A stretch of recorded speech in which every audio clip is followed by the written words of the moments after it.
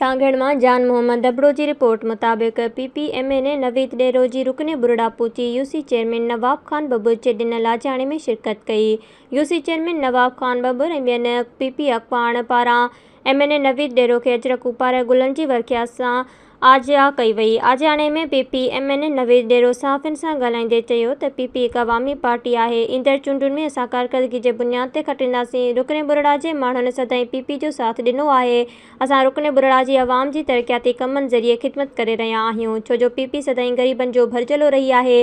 हुन चयो त सॼी सिंध जीअं ज़िले सांगड़ में बि PP जो सियासी क़िलो बणिजी चुको आहे। उन जो सबूत ज़िले सांगड़ जे हर ॻोठ में जीए भुट्टो जो नारो गूंजी रहियो आहे। ॿिए तरफ़ MNA नवीद डेरो PP अॻवाननि सां गॾु रुकने बुरड़ा में हलंदड़ तरक़ियाती कमनि जो पिणु जाइज़ो वरितो।